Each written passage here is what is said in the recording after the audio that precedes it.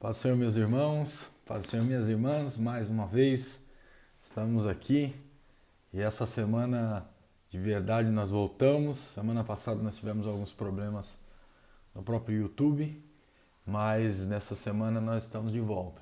E se Deus quiser, vamos compartilhar a palavra de Deus, a fim de que Ele continue te edificando, me edificando e que a gente possa juntos crescer na graça e no conhecimento. Espero que você, onde você estiver, em casa, indo trabalhar, no trabalho, me ouvindo ou me assistindo, que Deus, por meio da palavra que queremos ministrar, por meio da nossa oração, possa abençoar você, abençoar sua família, abençoar seu lar e motivar você, te animar e te inspirar para seguir no Evangelho de Jesus Cristo e fazer toda a sua vontade. Nesse momento eu peço que você, se puder, curve comigo a sua cabeça e vamos orar. Bendito Deus, em nome de Jesus, nós te agradecemos, Senhor, pelo privilégio que o Senhor nos concede de mais esse dia podermos falar contigo. Te peço que o Senhor, de uma forma especial, nos encha com a tua graça, nos fortaleça, nos capacite e que nós possamos parecer mais contigo e crescer de uma forma em que o seu nome seja exaltado. Obrigado pela vida, obrigado pela saúde, obrigado pela nossa família, pela nossa comunidade, que o Senhor esteja conosco e que nós possamos desfrutar da tua presença, a fim de que nós possamos cada dia mais ser alimentados na fé que há em Cristo Jesus. No nome de Jesus. Amém. Nós continuamos no Evangelho de João. De verdade, nós já estamos caminhando para o final. Vamos hoje iniciar o capítulo 18. Nós paramos no 17, na semana retrasada, e retomaremos hoje a partir do capítulo 18. Com certeza, você se lembra do famoso capítulo 17 de João, que é o capítulo da oração sacerdotal, em que em que Jesus vai interceder pelos seus discípulos e vai falar aquela frase maravilhosa que ele diz que Jesus, por meio dessa oração, Deus torne eles um, como Jesus é um com Deus. Então, o que o Senhor Jesus espera fazer com a sua igreja é fazer com que nós venhamos ser um em Cristo e que a partir da nossa relação com Cristo, nós venhamos formar uma unidade não sem diversidade, sem um pluralismo de pensamento, sem diversas formas de atuação do corpo de Cristo. Não é isso que todo mundo tem que ser igual, que todas as denominações precisam ser das mesmas características. Não, elas podem ter características distintas, elas podem até parecer diferentes, mas o que a mensagem do capítulo 17 vem trazer para nós é que nós tenhamos o mesmo objetivo, que é aquele objetivo que inicia o capítulo. Jesus dizendo, olha, glorifica o teu filho, porque eu tenho te glorificado. Então, que nós venhamos trabalhar ou viver a nossa vida a fim de que o Senhor seja glorificado, a fim de que a igreja de Cristo glorifique o nome de Jesus e que a gente, de um modo geral, possa viver uma vida de uma forma em que o Senhor apareça, de uma forma em que a gente demonstre o amor de Cristo, porque não podemos nunca demonstrar a manifestação da sua graça, sendo que a gente, em vez de amar, vem a odiar. Mas não vamos mudar de assunto, né? Porque o que nós pretendemos fazer hoje é continuar na sequência do capítulo do 17, agora entrando no 18, para que a gente dê sequência no Evangelho de João. Então o capítulo 18 inicia assim. Tendo Jesus dito isso, saiu com seus discípulos para além do ribeiro de Cédron, onde havia um horto, no qual ele entrou e seus discípulos. E Judas, que o traía, também conhecia aquele lugar, porque Jesus muitas vezes se juntava ali com seus discípulos. Tendo, pois, Judas recebido a corte e oficiais dos principais sacerdotes e fariseus, veio para ali com lanternas, archotes e armas. Sabendo, pois, Jesus todas as coisas que sobre ele haviam de vir, adiantou-se e disse: A quem buscais? Responderam-lhe: A Jesus, o Nazareno. Disse-lhe Jesus: Sou eu. E Judas, que o traía, estava com eles. Quando, pois, lhe disse: Sou eu, recuaram e caíram por terra. Tornou-lhe, pois, a perguntar: A quem buscais? E eles disseram: A Jesus, Nazareno. Jesus respondeu: Já vos disse que sou eu. Se, pois, me buscais, a mim, deixai ir a estes, para que se cumprisse a palavra que tinha dito: Dos que me deste, nenhum perdi. Nenhum deles perdi. Então Simão Pedro, que tinha espada, desembaiou-a e feriu o servo do sumo sacerdote, cortando-lhe a orelha. E o nome do servo era Malco. Mas Jesus disse a Pedro: Põe a tua espada na bainha. Não beberei eu o cálice que o Pai me deu?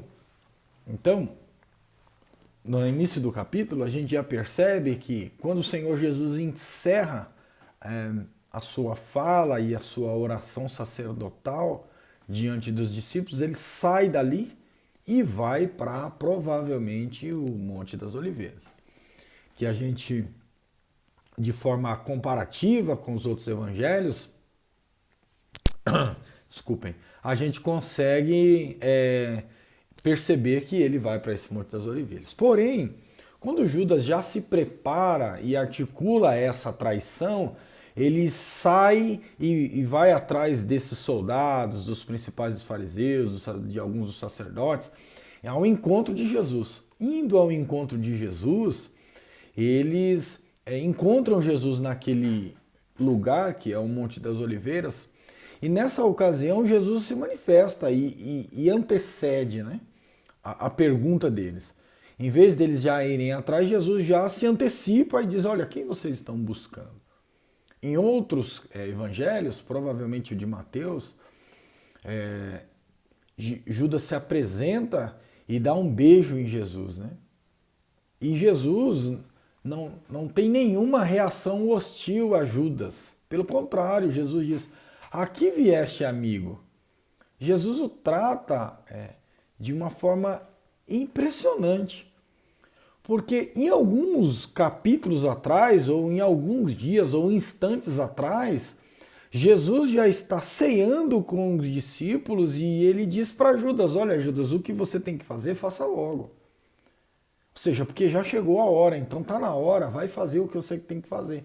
Porque o Satanás já tinha enchido o coração de Judas para trair Jesus. Mas mesmo Jesus sabendo, e essa é que é a questão mais interessante, é que mesmo Jesus sabendo da traição de Judas e Jesus sabendo que Judas estava ali para o entregar, Jesus faz outra coisa que surpreende até o próprio Judas e surpreende nós que estamos lendo o texto hoje. Sabendo que você será traído por alguém, sabendo que você será entregue por alguém, e sabendo que esse alguém vem agora completar a traição, vamos assim dizer, você não reage como dizendo qualquer palavras ofensivas, como com certeza eu faria. O que você veio fazer aqui, seu traíra, né? As pessoas falavam. Outros de mais geração, seu X9, entre outras coisas, já argumentaria de uma forma em que constrangesse ele. Mas pelo contrário, Jesus não tem nenhuma reação contrária. E o Evangelho de João, ele não narra essa outra parte. O Evangelho de João diz que Judas estava com aqueles que vieram prender Jesus. Mas a reação de Jesus ela é impressionante, porque ela não hostiliza. Então, é muito interessante a gente perceber isso, porque diante daquilo que a gente faz ofendendo a Deus, que sejam os nossos pecados, Jesus de forma alguma se manifesta nos hostilizando. Na verdade, ele nos constrange de outra forma, porque ele constrange Judas com o seu amor. Não é uma forma comum de você retribuir a traição com uma demonstração de afeto. É totalmente antagônico para nós, é totalmente paradoxal um comportamento como esse. O comum, e eu confesso, o que eu faria seria o contrário. Eu já hostilizaria com as palavras. E quanto mais me aproximar de uma pessoa como essa, eu diria o contrário, eu não quero nem você aqui perto de mim. O que você está fazendo aqui? Não, você é um traidor, você é alguém que me ofendeu, você é alguém que está maquinando mal contra mim, então some daqui. É o que qualquer um de nós faríamos. Mas aí você pode dizer assim, mas ele era Jesus, e a sua divindade é demonstrada quando ele diz sou eu, e eles recuaram, né? E aí a gente vai dizer, nossa, que manifestação extraordinária do poder de Deus. E é por isso que ele retribui a traição com o afeto. É o contrário, né? É para ser visto de forma contrária, porque senão a gente justifica a nossa forma odiosa, a nossa hostilidade por meio de palavras, dizendo isso. Não, ele retribui amorosamente porque ele é Deus.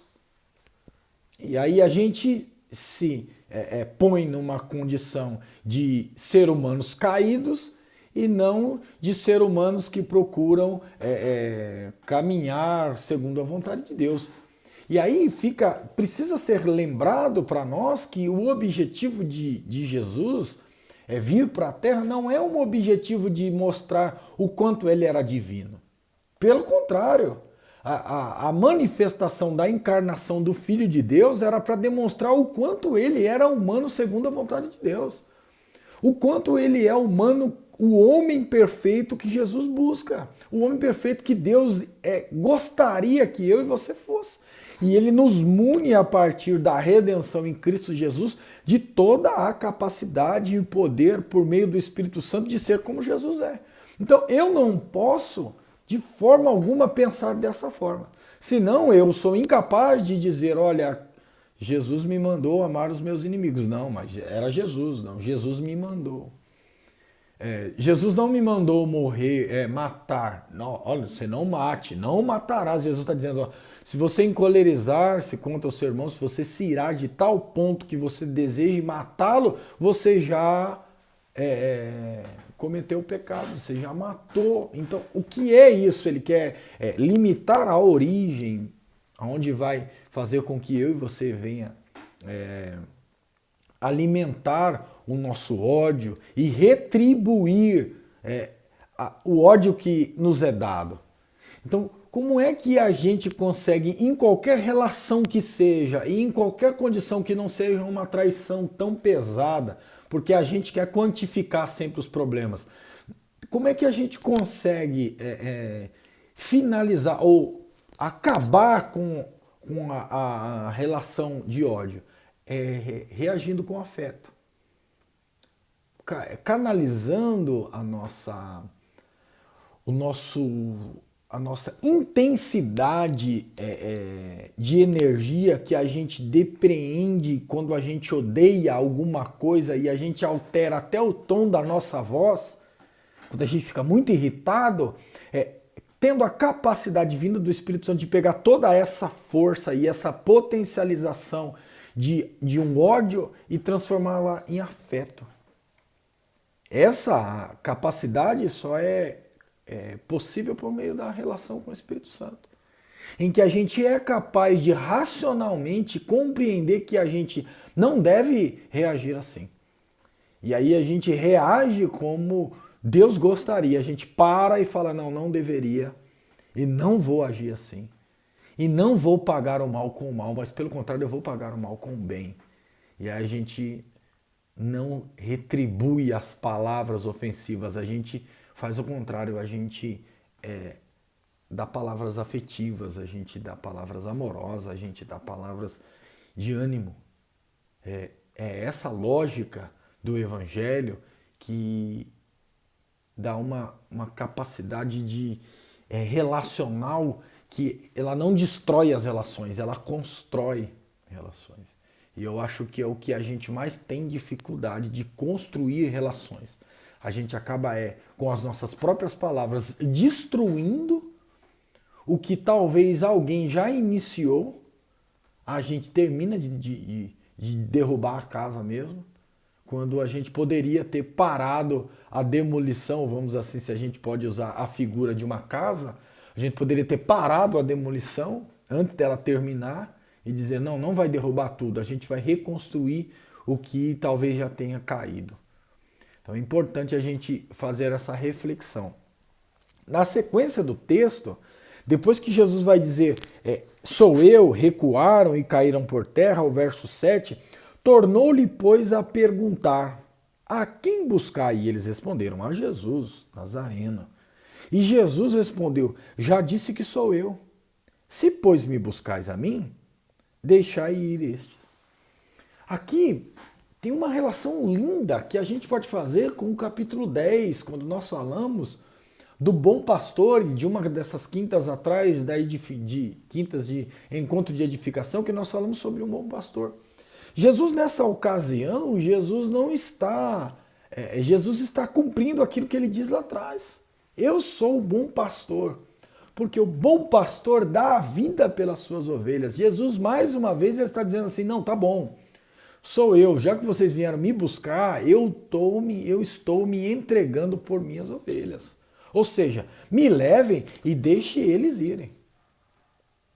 Ele não está preocupado se ele vai morrer ou se ele não vai morrer. Ele está preocupado em se entregar para que as ovelhas não sofram.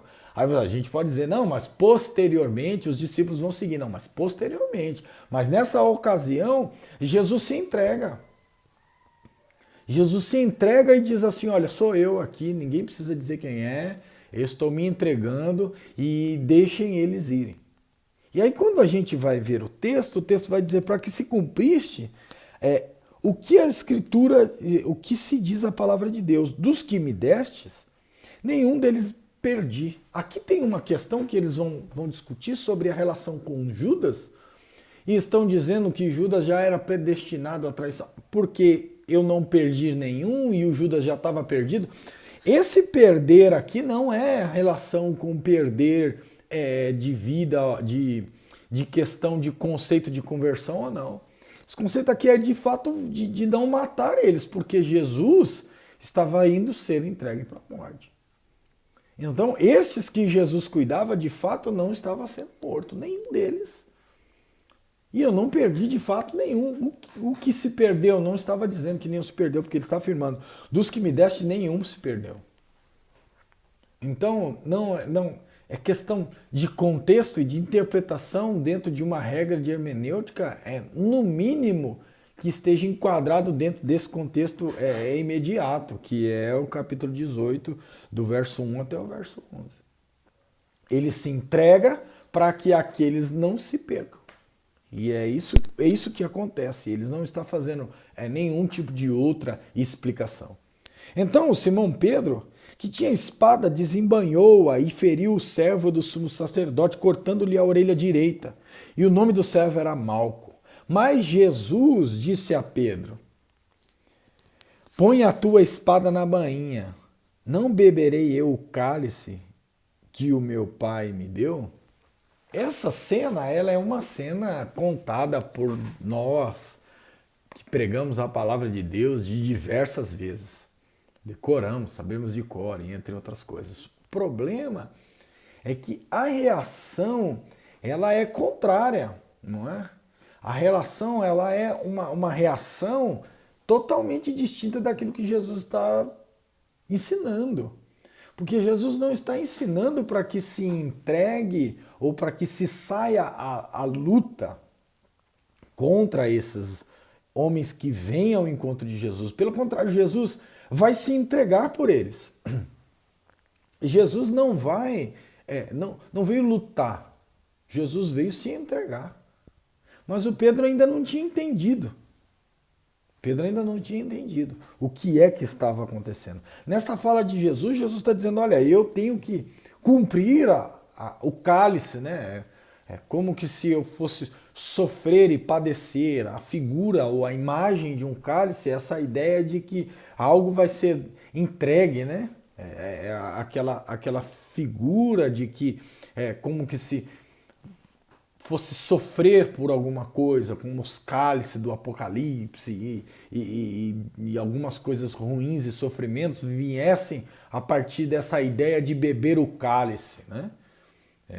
E por isso o cálice da nova aliança, por causa do que o sofrimento de Jesus nos deu vida e entre outras coisas. Porém, ele está dizendo, você vai me impedir de beber o cálice do Senhor? Lá no capítulo do Evangelho de Marcos é o mesmo problema. Capítulo 8, se eu não estou enganado, Jesus, quando está falando com Pedro que vai sofrer, que vai ser entregue, o Pedro chama Jesus de canto e diz, você está doido, você não está entendendo qual é a relação do Messias? Você não está entendendo a coisa? A relação é outra. A relação não é de luta, não é de enfrentamento, a relação é de entrega. E o que o Pedro faz aqui de novo é brigar, né? Em outras passagens, eu não me lembro se de fato o Lucas vai dizer que Jesus pega a orelha do servo e cola de volta, né? Uma ideia de que o Pedro cortou um pedaço da orelha, né? Ele pega a orelha e põe de volta e se entrega. E aí você imagina como é que o soldado não ficou, né? Nessa ocasião. Então, é muito interessante. Mas é mais uma vez Jesus dando uma questão importantíssima, que é dizendo, olha, nós não vamos lutar.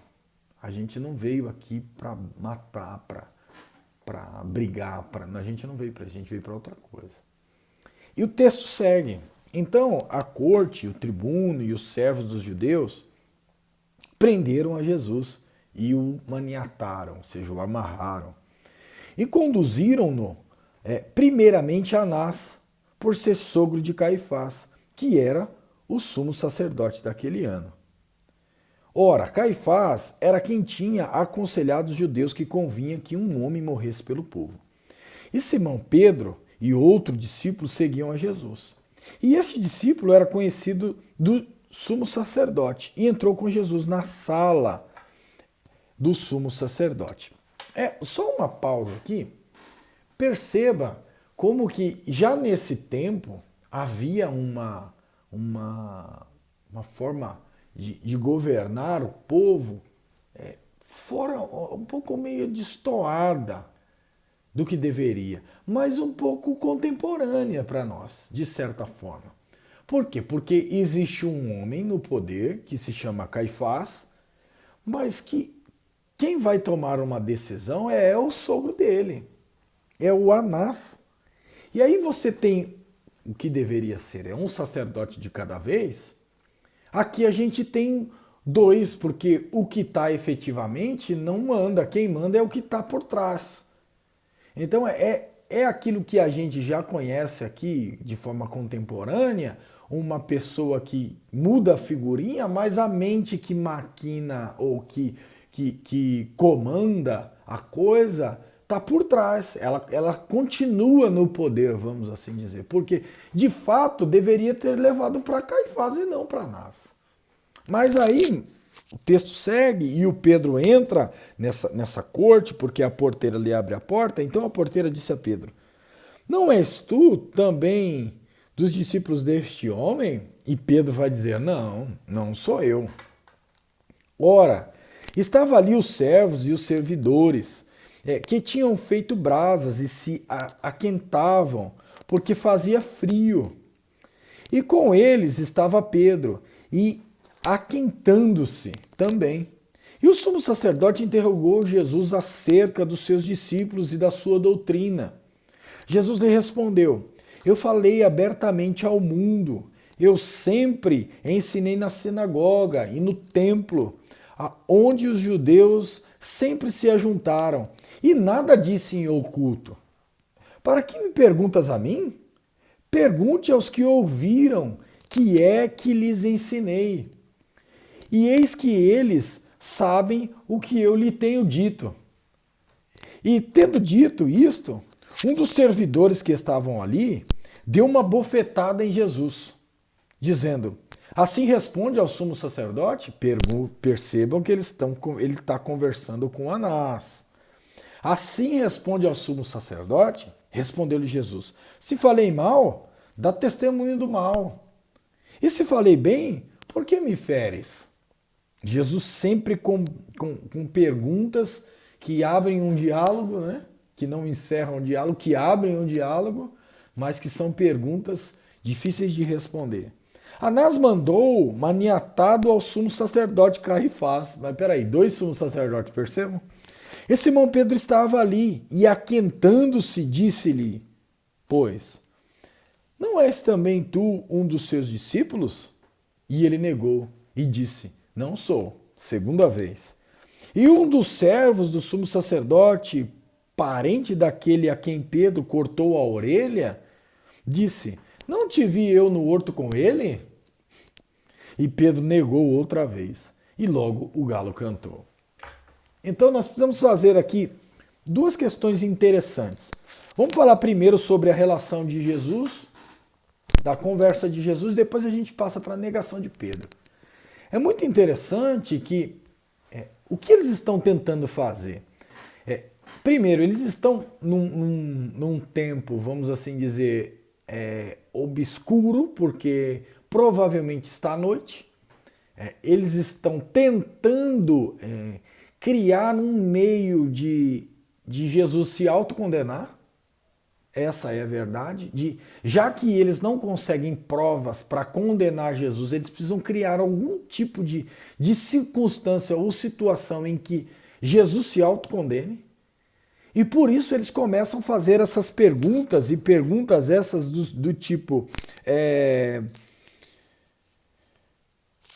o que é que você ensina? Quem são seus discípulos? Qual a sua doutrina? E Jesus vai responder: olha, eu falei sempre abertamente, eu nunca escondi nada.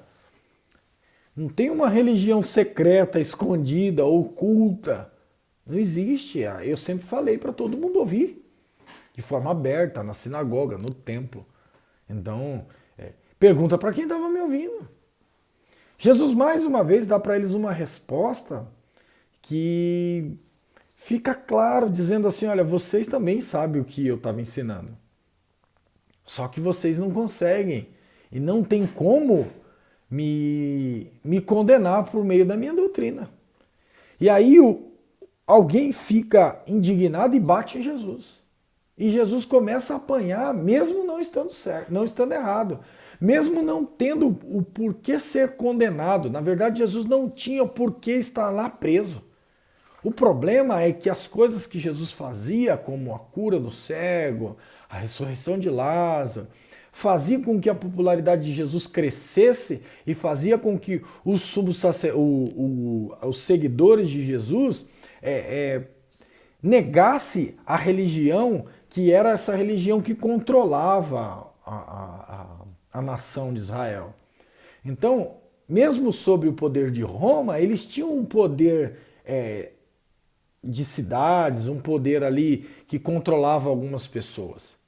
Então é indispensável entender que se Jesus ganhasse muita popularidade, é claro que eles perderiam na contrapartida.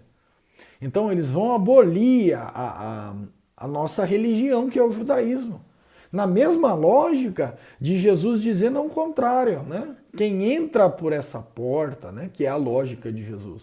Então é uma ideia de entrar, mas de uma ideia de sair daquela religiosidade imposta pelo judaísmo e entrar para uma relação com Jesus. Então não é um apoio àquilo que eles ensinam, é contrário, é uma crítica que eles ensinam. Então o que eles estavam fazendo? Eles estavam tentando condenar o próprio Jesus para que ele desse provas contra si mesmo, e assim eles conseguissem acabar com o movimento que Jesus estava criando, que são o movimento dos seus discípulos. E aí, nessa mesma ocasião, o Pedro está assistindo toda essa questão. Pedro curioso, Pedro afoito, Pedro foi seguindo Jesus de longe, mas perceberam que Pedro estava por ali. Alguém disse: você é um discípulo dele. Pedro: não. Não, não, de forma alguma. Depois alguém disse assim, olha, você é um discípulo dele, disseram, o 25. Não és tu também um dos discípulos dele? Pedro negou de novo. Depois, o irmão do soldado que o Pedro cortou a orelha disse assim, eu vi você lá no horto. E Pedro negou pela terceira vez. Cumprindo aquilo que Jesus disse lá no capítulo 13, né? Você vai me negar, Pedrão. Você vai comigo até a morte? Vai nada, você vai me negar 3 vezes antes que o galo cante. E aí, o que é também maravilhoso é que você percebe, dentro do mesmo capítulo, 2 questões interessantes em que Jesus recebe 2 pessoas que erraram e 2 pessoas não são rejeitadas por ele. O Pedro com certeza se lembrou do que ele disse. E claro que depois a gente vai falar lá no capítulo 21, ou no 20, não tenho certeza, o quanto que o Pedro é recebido por Jesus mesmo após ter negado Jesus. E o que eu acho muito interessante é que aqui numa das lembranças que eu tive, tem na história da igreja uma ocasião em que quando Constantino assume o poder do império e ele começa a trazer o cristianismo como uma nova proposta de religião, e aí a igreja de perseguida passa a ser perseguidora, a gente tem um problema. Por quê? Porque algumas pessoas, lá para o século III, elas negaram a Cristo, vamos assim dizer, para fugir do martírio, com medo da morte. E aí, quando a religião do cristianismo foi aceita, esses que tinham negado o cristianismo voltaram. E aí houve um problema, por quê? Porque as pessoas que enfrentaram esse último momento de perseguição disseram assim, se eles negaram a Cristo, e se eles não se entregaram para um martírio, e agora eles voltam para a igreja e entram dentro da hierarquia da igreja que tinha no tempo de então, será que o que eles fazem, aquilo que eles ministram, a Eucaristia, o batismo, tem algum tipo de valor? É uma discussão que se dá nesse período da igreja. Porque uma vez que negaram, então eles não são dignos de fazer parte da igreja e principalmente da hierarquia do clero, né, que começa a se estruturar de forma mais sistemática a partir de então. Então essa lógica ela cai totalmente por terra dentro da negação de Pedro. Porque o Pedro também teve medo de morrer e por isso negou Jesus. Lá na frente ele se entrega e morre crucificado de ponta cabeça, beleza. Mas aqui ele nega. E parece que esses que negaram na igreja são chamados de lápices, parece que eles são totalmente negados por alguns. E eles vão dizer que as práticas deles, os sacramentos que eles efetuavam, não tinham valor. Mas Jesus não nega a eles. E é também importante a gente perceber que na história do cristianismo também, não só Pedro, mas um pouquinho mais à frente, que é a carta que Tiago vai escrever para dispersão, para os cristãos que estão dispersos, porque depois do ano 70, ou um pouquinho antes, quando os cristãos começam a ser perseguidos pelos judeus de forma bem acirrada, os cristãos também começam a fugir. E por causa dessa fuga, também o evangelho se espalha. E aí a pergunta tem que ser dita. Por que eles fugiram para não morrer? Espalharam o evangelho por onde foram.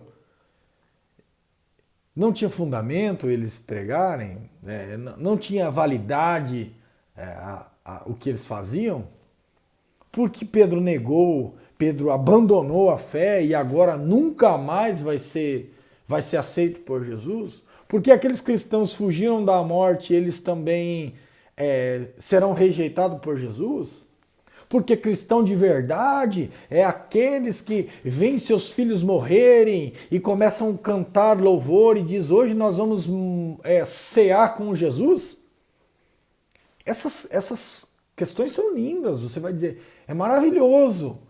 Você conhecer alguém assim, você vê essa situação das pessoas matando os filhos e o pai e a mãe firme ali na fé em Jesus, são histórias maravilhosas, cheias do Espírito Santo, é lindo, mas quem fugir vai para o inferno? Quem fugir vai ser rejeitado eternamente? Pedro não foi. Então a gente precisa pensar nesse radicalismo que nós temos e pensamos. Então, é importante. Olha, você negaria Jesus se alguém colocasse uma arma na cabeça do seu filho, da sua mulher, da sua mãe, e dissesse, se você não negar, eu vou matar? Você pode dizer, não negaria. Mas você pode dizer, negaria. E aí, a minha fé ou eu ser recebido por Cristo diante disso me levaria para onde? Me levaria para o mesmo lugar que levou Pedro. Me levaria para o encontro de Jesus de novo. Ou Jesus me viria ao encontro de novo. Então a gente precisa, de certa forma, entender que não existe essa relação em que alguma coisa que a gente faça vai jogar a gente para fora. E vai tirar a gente da relação com Cristo. Entendeu? Então isso é indispensável porque Pedro não foi jogado fora. Judas não foi jogado fora. O Judas se jogou fora, vamos assim dizer. E o Pedro não. O Pedro foi alcançado por Cristo depois. Então o que é indispensável para nós como cristãos entender? Que Jesus não paga o mal com o mal, que Jesus vem ao nosso encontro diante das nossas falhas, das nossas negações, das nossas muitas vezes que não queremos orar, muitas vezes que não buscamos a Deus, muitas vezes que estamos perdidos no entretenimento, estamos perdidos na nossa mais profunda angústia, na nossa depressão, no que quer que seja que nos afastou de Cristo, o Senhor vem ao nosso encontro. É porque Ele entende a nossa necessidade de se encontrar com Ele e muitas das vezes nós não conseguimos pelas nossas próprias forças ir ao encontro de Jesus. Então, graças a Deus, Ele vem nos encontrar. Ele vem buscar-nos também. Ele está procurando aqueles que o adorem, mas não são os perfeitinhos, não são aqueles que estão dentro do padrão, porque Ele diz que Ele veio para os doentes e não para os sãos. E às vezes a gente adoece no meio da caminhada cristã e o Senhor Jesus vem nos curar por meio do seu evangelho. E quem dera se eu ou você esteja passando por isso, o Senhor te encontre hoje, neste momento, o Senhor vá à sua frente, o Senhor te pare e diga, olha, eu vim aqui conversar com você como fez com Pedro. E o Senhor Jesus faça com que eu e você entenda que Ele não nos rejeitou. Pelo contrário, Ele está conosco. Então, por isso, não temas, meu irmão. Siga adiante.